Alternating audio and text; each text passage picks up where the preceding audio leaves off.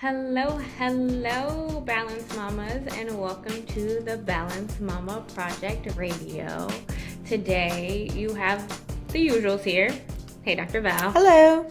And then it's Dr. Say. And today, we also have a registered dietitian, Alexis Brooks, founder of Alexis Brooks Nutrition. She is a passionate and empathetic integrative women's health coach, and she is on a mission to empower women through body literacy. She has over 10 years of experience in the field. She has her master's in nutritional science, and she brings a wealth of expertise to her practice. However, it is her personal journey with endometriosis that truly sets her apart. Alexis's signature approach, the Endo Code, is a testament to her commitment to not only treating the symptoms of endometriosis, but getting to their root cause. And so she combines strategic testing, gut health optimization, inflammation reduction, and personalized plans to help her clients achieve lasting results. And so after meeting Alexis, we can see that she's driven by empathy, genuineness, risk-taking, honesty, and vulnerability. And so Alexis, thanks for joining us today. We're excited to have you. Thank you for having me. Excited to be here. Amazing. Okay, we did a little intro of you and your work, but we want to hear from you. Share a little bit more about the work that you do specifically with women's health and nutrition. Give us a little insight. Yeah, so my practice is specific to women. A lot of the women that I serve have endometriosis. They may also have PCOS or fibroids, or interested in optimizing their fertility. So I would say that's like the broader group of people that I serve. And as mentioned, it really comes from my personal story and journey with having endometriosis. So really going through the journey of diagnosis, and also understanding my body better, understanding hormones and gut and the full connection. That's what I bring to my patients and clients too. So we talk a lot about the gut, a lot about hormones, definitely about nutrition, and really the intersection, how all those things are connected, along with lifestyle really as a whole. So our environment, our movement, our stress. So those are some key things that I'm always talking to my clients about.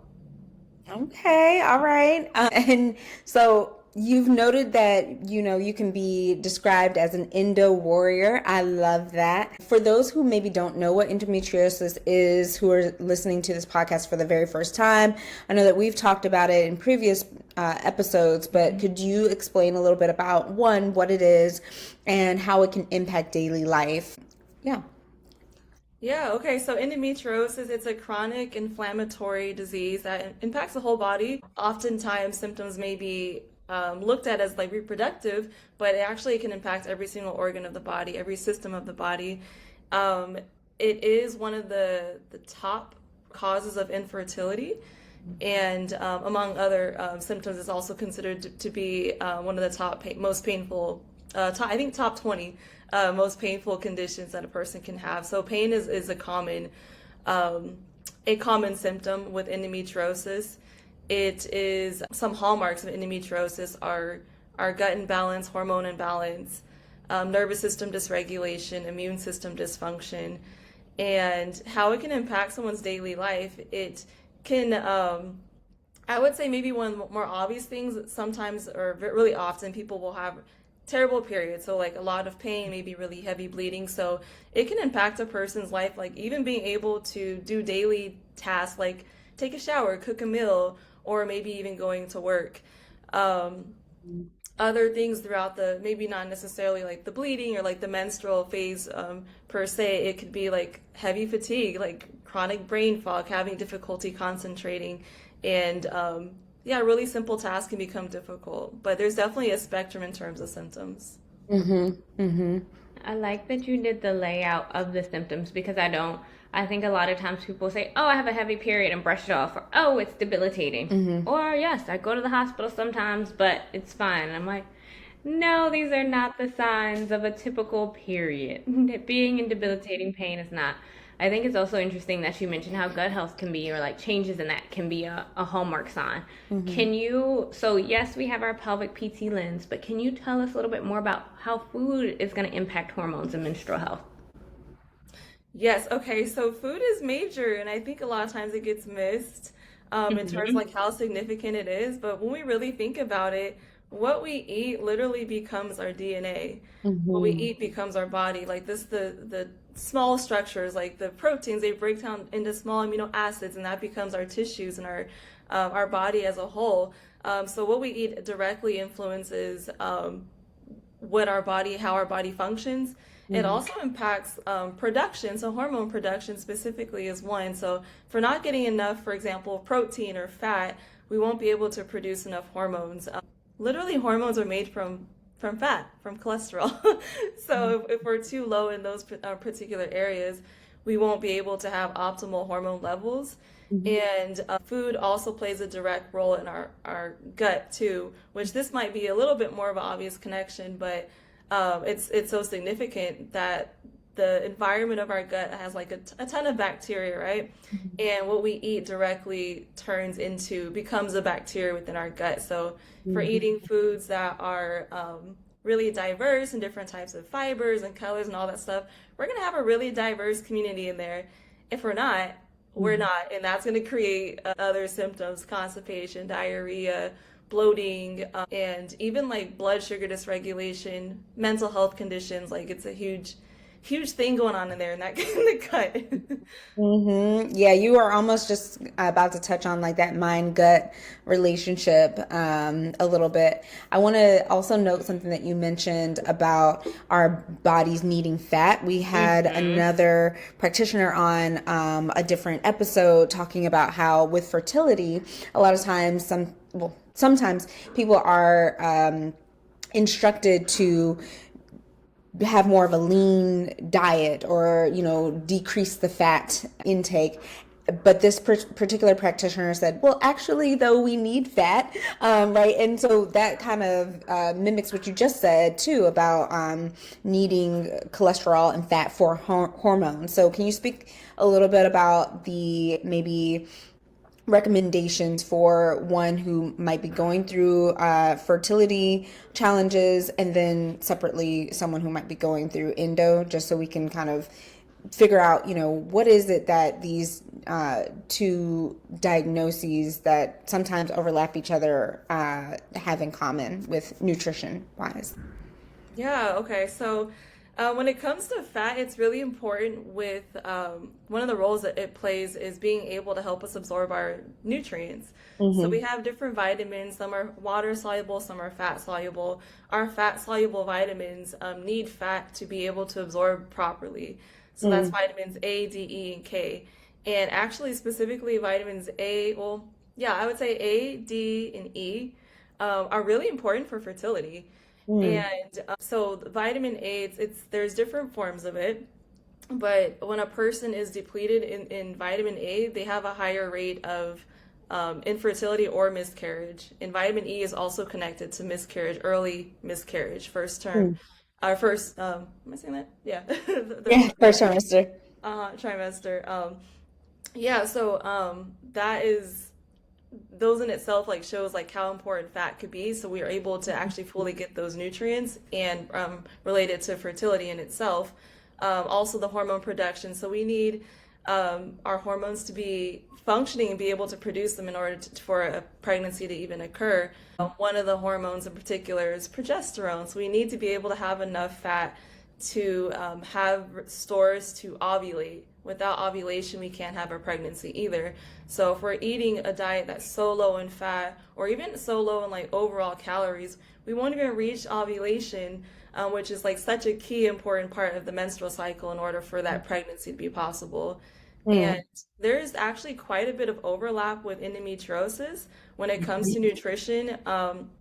It has been said before that endometriosis nutrition is actually pregnancy nutrition. Like if a person is Mm-hmm. focusing on like those specific nutrients, we can also help a person with endometriosis because when we think about pregnancy prep, we're focusing on like really nutrient dense foods. We're thinking about like antioxidants so that we're supporting egg qualities that we're able to prevent the oxidative stress. But the same thing is true with endometriosis because we want the diet to be super nutrient dense. We also want it to be full of antioxidants because it is an inflammatory condition. So it's actually like quite similar when we're looking at the nutrition for different those two broader cases. Mm. Very, very, very fascinating. Can So you, cool. I know, I'm like, It's really cool. ooh, Yeah.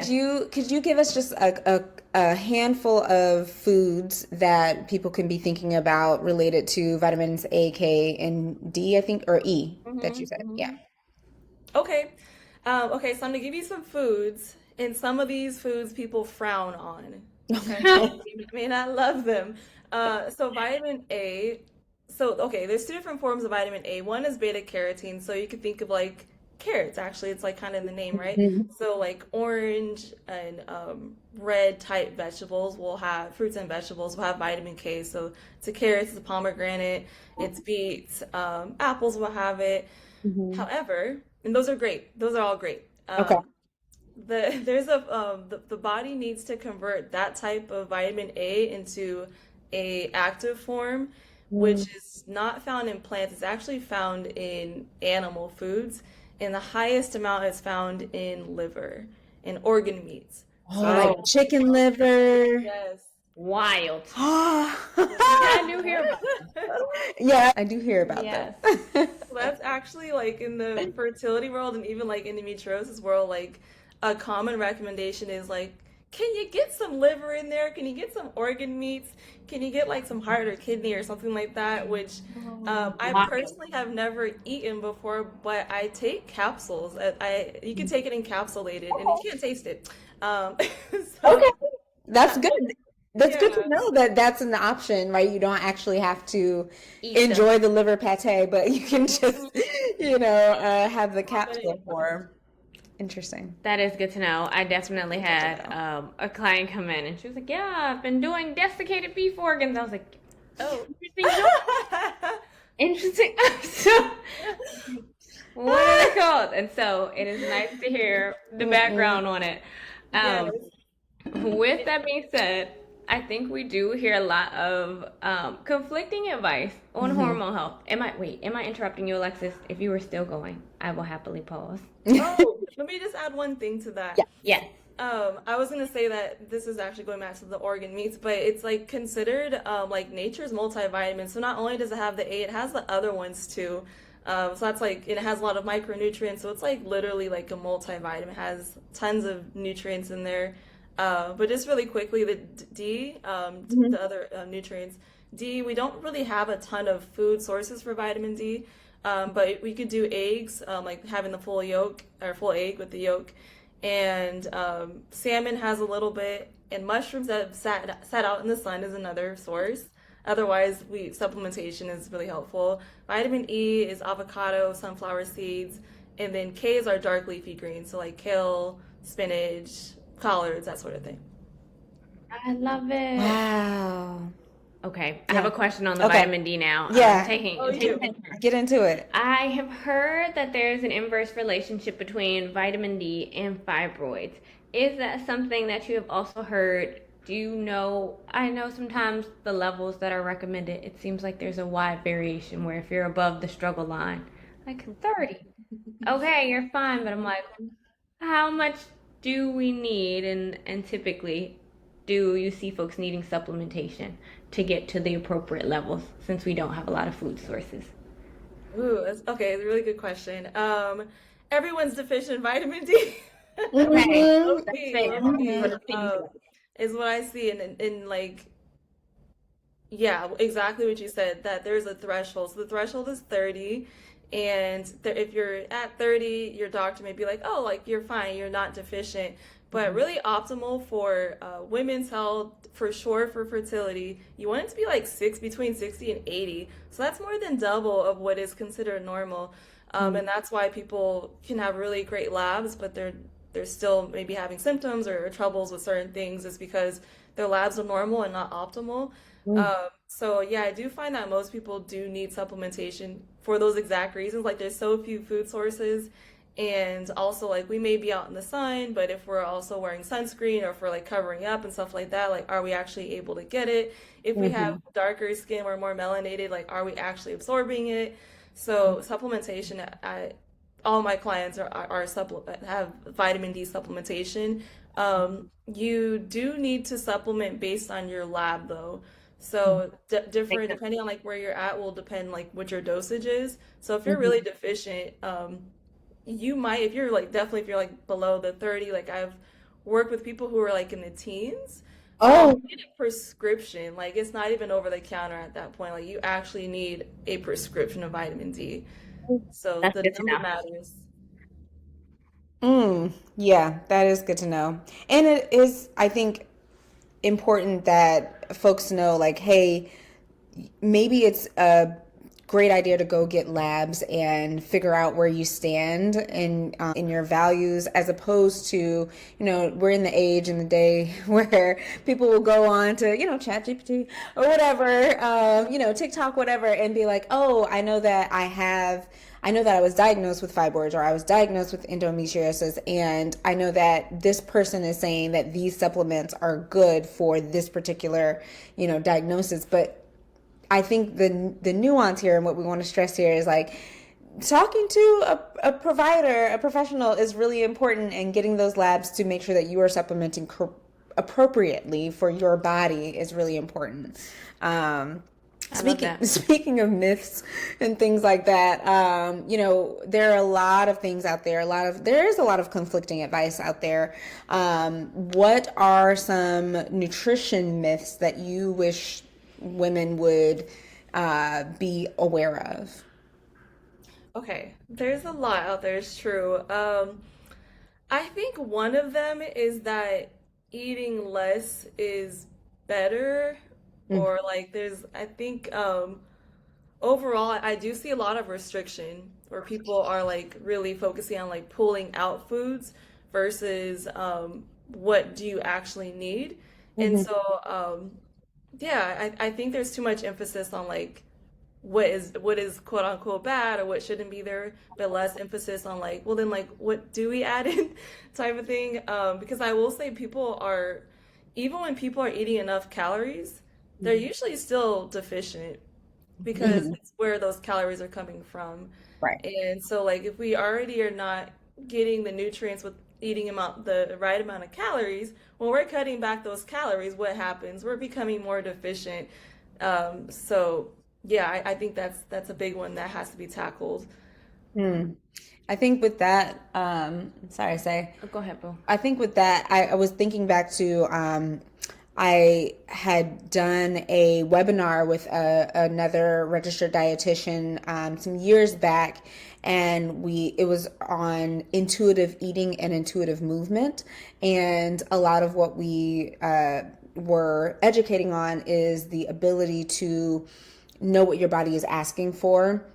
Like, a lot of women out there might relate to a craving of chocolate, or a craving of red meat during Yep. the menstrual time. And so, but just being able to actually listen to your body and know what your body is asking for, because the body will ask for certain nutrients, which is what is going to stimulate those cravings. And then similarly, we were relating it to intuitively moving, knowing that your body is stretching because your body kind of wants to open itself up. So I love what you were kind of going into or alluding to. Whereas like the restriction is maybe not the route that we're looking to go into, because then you really might not be getting those calories that your body is needing, but rather being more intentional and intuitive about what you are eating, and what calories you're intaking. And that's good. Yeah. I like that. What are you gonna say? On that same note, and I think we touched on it earlier, but what are some of the signs that the body might not be getting the nourishment it needs when we talk about supporting a healthy cycle, or just living your everyday life? For any gentlemen who are on the listening as well. Right. Here for the Uh, listening. But hello. Hello, right, gentlemen. hello. If you're still with us. Okay, so signs that you're under eating or may not be getting the nutrients that your body needs. Fatigue.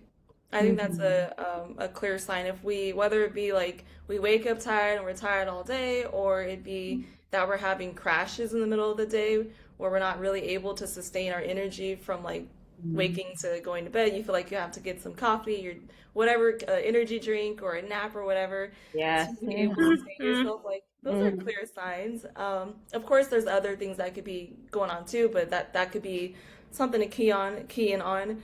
Um, so I would say specific to the menstrual cycle, if you are, well, PMS related symptoms, whether that be like breast tenderness, mood swings, maybe you're having like headaches. If you have like pelvic pain leading up to your period, especially pelvic pain that's more than just like a slight little, or where like, oh, Right. my period's coming. So like, yeah, but it's a little bit more disruptive. Mhm. Um, Spotting could be another thing like leading up to your period. Pain as a whole, I would say, are some keys. Whenever our body is stressed out, it actually uses up a lot of our nutrient reserves because it creates more inflammation. And then in order to quell that inflammation, we're pulling out our antioxidants, so like vitamins A, vitamins C and E, will go down, and even our minerals too, like potassium, Mhm. magnesium, will pull from those when our body's in a stress state. So if we are chronically stressed, whether that be mental, emotional, physical, we're likely to be more depleted too. Mm-hmm. That makes Oh, sense. we love talking about the nervous system on this podcast and in general with our work. And so you just kind of went into it a little bit about how stress and chronic overwhelm impacts digestion and hormones. Could you speak a little bit more on the digestion part of it? Because we talked about how our body takes away some nutrients just to kind of use what it has when it's in this stressful state. But speak a little bit more maybe on like the digestion part of it and hormones. Mm-hmm. Okay, so our gut and our brain are connected through a superhighway, the vagus nerve. And so I always tell people like they're best friends. Like your gut and your brain are best friends. So what happens in one, the other one knows about and it tells the other about. So when we are stressed, like a mental or emotional stressor, our gut will feel that, and it can either cause us our gut to speed up in digestion. So maybe we're gonna have some loose stools, especially I think some people will say like they have the nervous poops, like they'll get really nervous and all of a sudden they gotta poop, Yes. right? Right, there are So those. it's like There speeding things always. up, but we're not actually Mhm, absorbing when that happens. Like when you have mhm, a loose stool or diarrhea, like it's literally your body's pushing out the water and all that. So you're not getting the nutrients from that.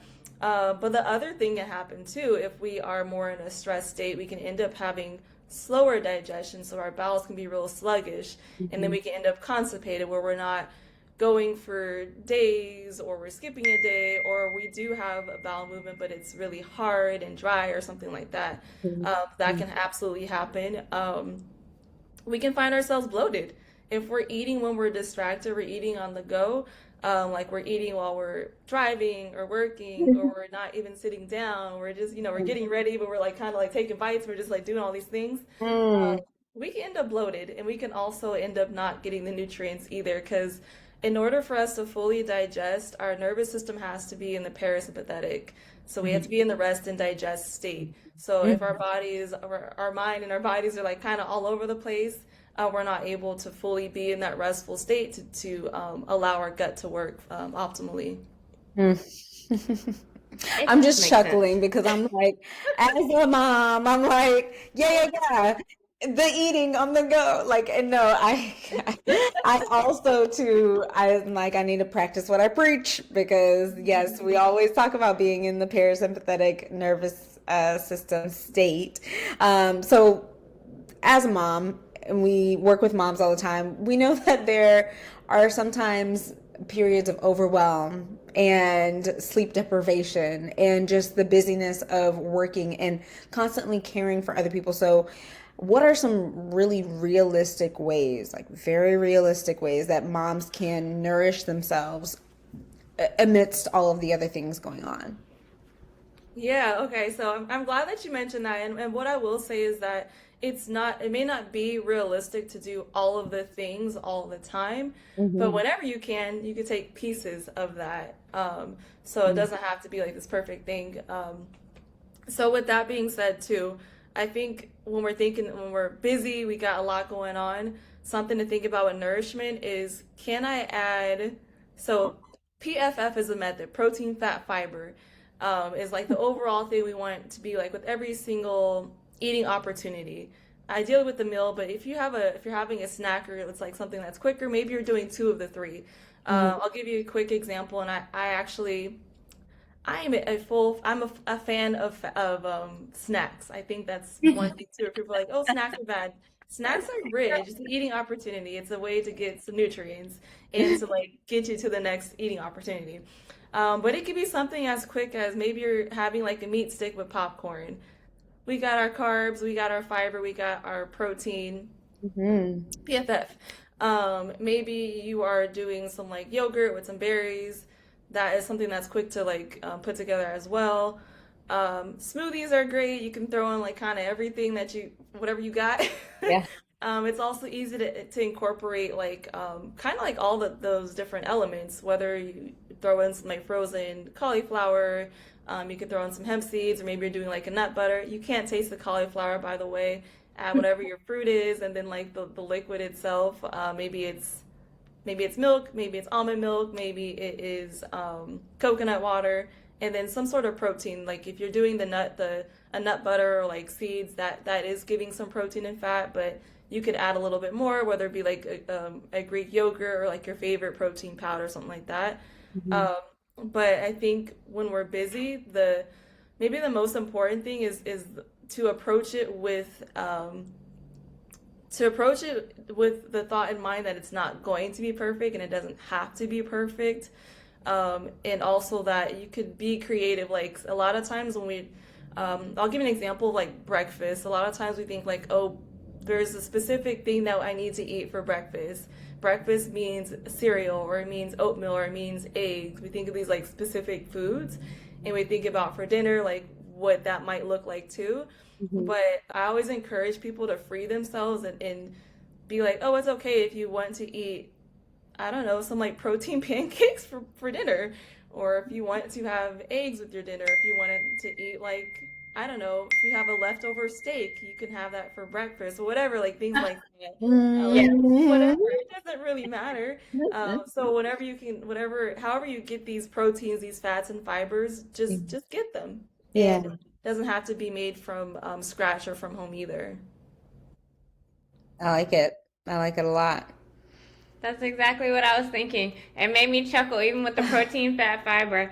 I love a good meat stick and have recently transitioned to tuna packets. And Valerie knows. Oh, It's been the past 2 weeks of staying walking around being like, I got my tuna packet. Do you want a tuna Here's a tuna packet? packet. And she would be eating tuna packets, and she got me eating tuna packets. I'm like easy peasy. Or like I love doing a smoothie around the lunchtime. I won't say like for lunch necessarily, because as I work from home, I'm like, okay, let me just grab something really quickly, sit down, and so I'll make a smoothie, and you're right, I'll throw everything in there, throw some peanut butter in there, and like it just feels like, okay, I've got everything I need in this little smoothie. Now I can sit and sip and do what I need to do.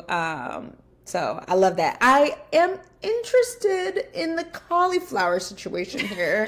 okay. I might try it. I'm thick. interested because it seems thick.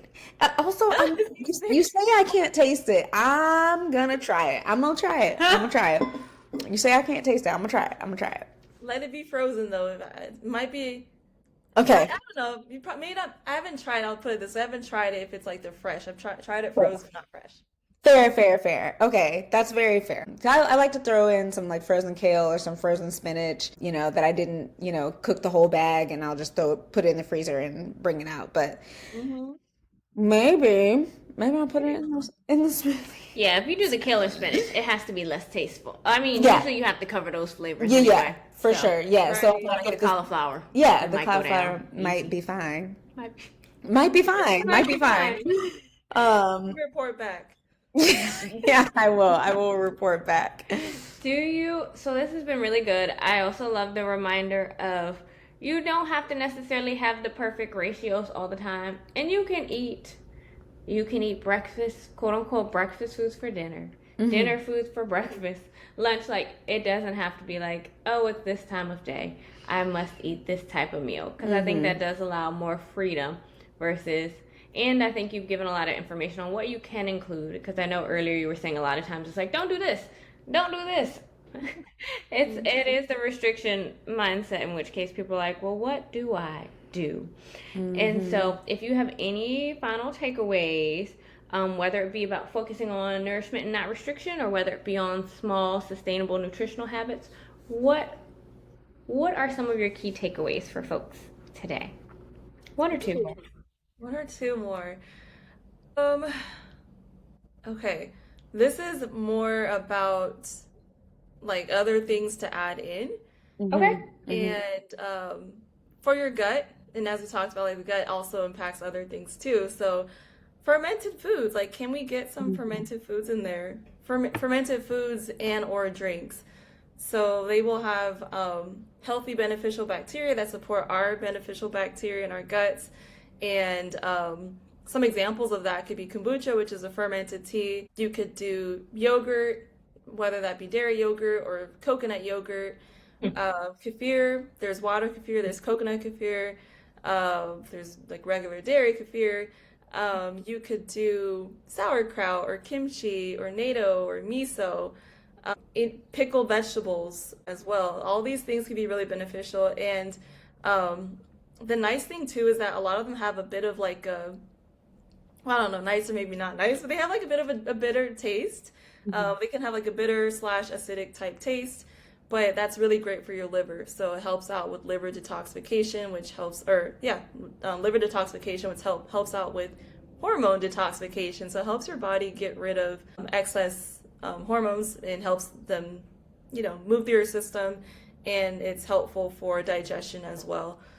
So I would say that group of foods to begin to add in. And then the other thing I'll add, this is not nutrition related, but I say it often because it's a thing. Sleep.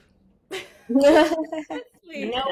And I know that our audience is also like, it's mamas, and I know that's tricky, especially depending on like what phase of life you're in and like how old your baby is and those sorts of things, but prioritizing it as best that you can, because it makes a difference on literally everything, every part of your body.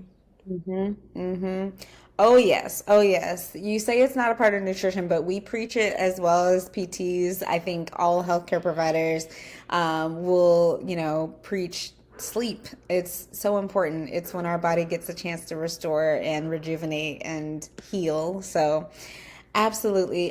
Thank you so much. This has been amazing. Can you please share with our audience how they can get connected with you? Yeah, so I am everywhere at Alexis Brooks Nutrition. So most active on Instagram. I'm also on TikTok and Facebook. And my website is also Alexis Brooks Nutrition. So you can pop on there, and if you like, you could do a free hormone navigating session with me to see what your best next steps are.